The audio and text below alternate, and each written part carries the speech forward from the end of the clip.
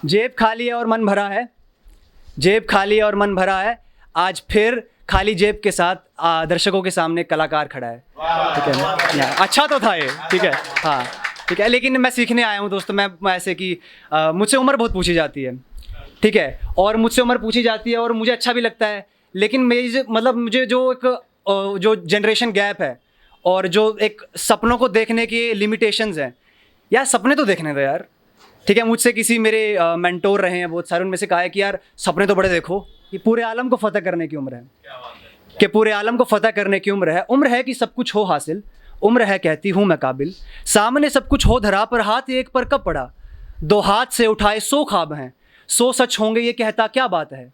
उम्र है जो मांगती और ज़्यादा, उम्र है जो हमेशा भटकाती है इरादा, जब चाहते भी हों खूब चाहता हूँ जाओ इनमें डूब, फिर रोकती कुछ बंदिशें देखकर मेरी कोशिशें, कि उड़ने के सपने तो हज़ार के हैं, कि उड़ने के सपने तो हज़ार के हैं, ये मरते इरादे मेरे सब बेकार के हैं, बहुत आए और लौट गए, ऐसा करके कभी जेब में नोट गए।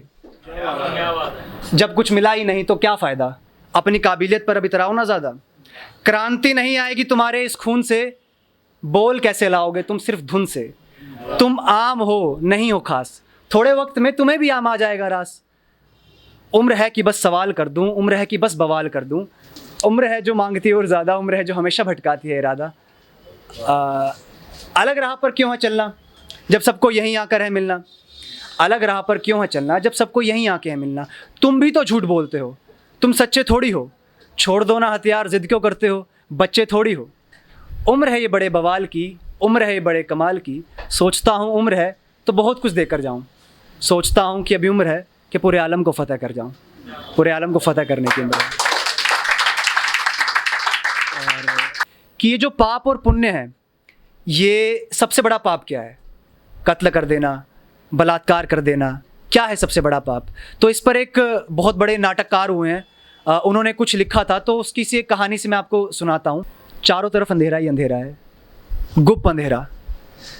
आँख खुलती है, एक आदमी खुद को एक पिंजरे में पाता है, पिंजरा बंद है, सलाखें हैं, वो देखता है कि उसके दाईं तरफ एक पिंजरा है, उसके बाईं तरफ एक पिंजरा है। वो देखता है दाईं तरफ वाले पिंजरे में एक कंकाल है जो बेड़ियों से ऐसे लटका हुआ है, शायद जब उसे सज़ा मिली होगी वो ज़िंदा होगा, पर अब वो कंकाल है। उस पिंजरे के बाहर लिखा है मर्डरर, खूनी, कातिल, उस पिंजरे के बाहर लिखा है। और जो दाईं तरफ पिंजरा है, उस पिंजरे के बाहर लिखा है बलात्कारी, रेपिस्ट।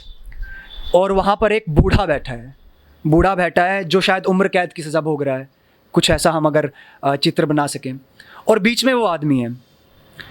तो उसके मन में ख्याल आता है कि यार मैं कहाँ आ गया हूँ, एक तरफ मर्डरर है, एक तरफ रेपिस्ट है, मतलब ये तो सबसे बड़े पाप हैं, सबसे बड़े जुर्म है, गुनाह है, मैं क्या कर रहा हूँ इसमें।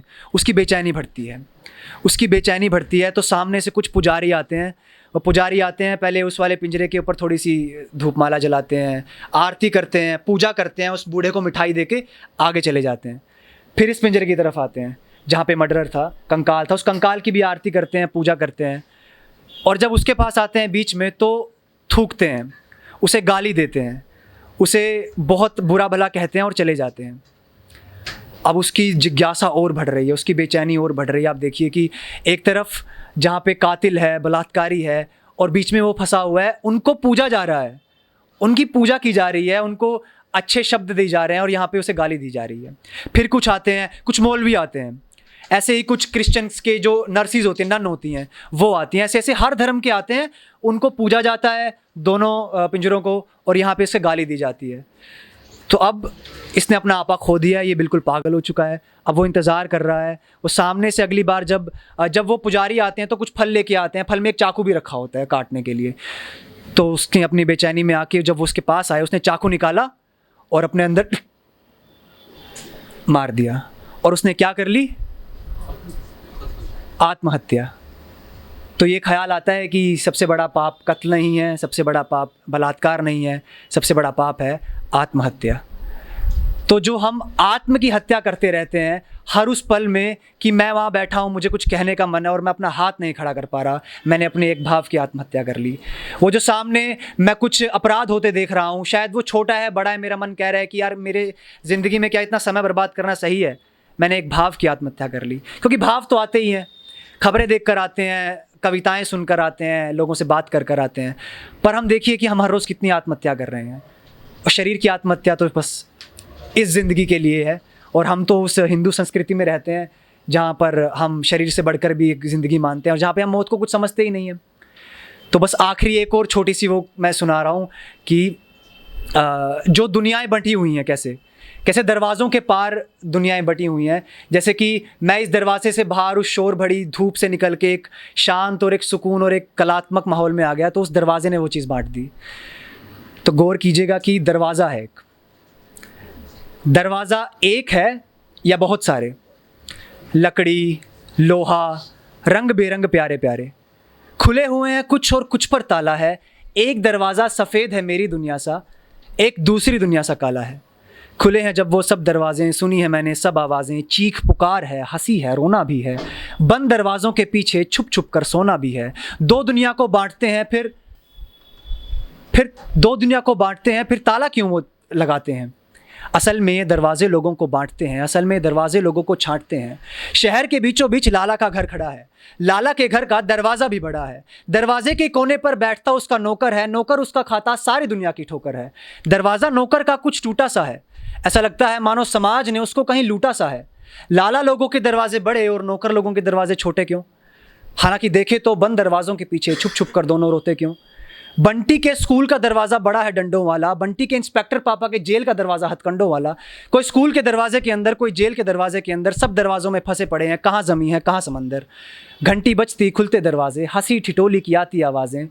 मिंटू काका बीमार पड़े हैं अस्पताल के दरवाजे के पीछे, पिंकी दीदी रो रही हैं सुन के काका की चीखें। दरवाज़ों के पीछे ज़िंदगी का सौदा है, भगवान बसता है शायद वरना ये जीना मरना क्या होता है। इधर दरवाजे के पीछे काका नहीं रहे, उधर दरवाजे के पीछे एक नन्हा जीवन कुछ कहे। दरवाजे खुले, नन्ही लक्ष्मी सी बेटी को हाथ में थमा दिया। राजीव ने सुना बेटी, बोला हे भगवान ये क्या किया। दरवाज़ों के पीछे अपराध रचा जा रहा, दरवाज़ों के पीछे एक नन्हा जीवन मरने जा रहा। दरवाजे हैं दरवाज़ों में दरवाज़ों से कह रहे, दरवाज़ों में दरवाज़ों से कुछ दरवाजे सह रहे। शाम हुई, खुलते दरवाजे, हंसी ठिठोली की आती आवाज़ें। दरवाज़ा खुला, आसमान से बाहर झांकता हुआ देख रहा हूँ तारे, सोच रहा हूँ दरवाज़ा एक है या बहुत सारे।